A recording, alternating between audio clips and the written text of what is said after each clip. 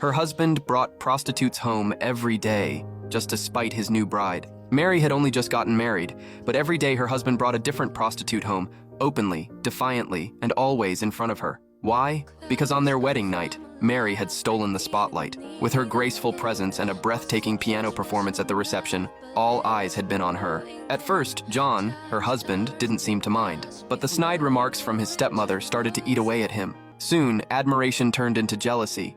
He couldn't stand being upstaged by a woman, especially not his own wife. The longer she played, the more applause she earned, and the more John squirmed in his seat. Unable to take it any longer, he abruptly stopped her performance and, in front of all their guests, publicly scolded his new bride. Mary was blindsided. She stood there, humiliated and confused, trying to hold herself together. Slowly, she stepped down from the stage, and once back in her room, the weight of it all finally crashed down on her. But she didn't have much time to recover. Soon, there was a knock on the door.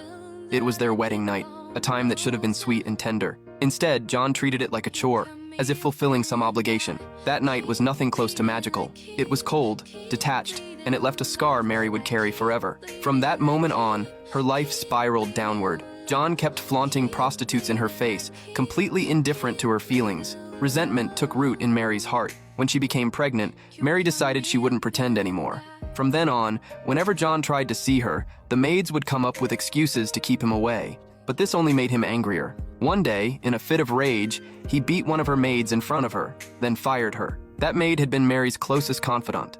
Then came the day of childbirth. As Mary screamed in pain, the doctor coldly told her to be quiet, as if her suffering were an inconvenience. But that only made her cry out louder. Even after the baby was born, nothing changed between her and John. And then, just days later, her husband showed up, only to say goodbye.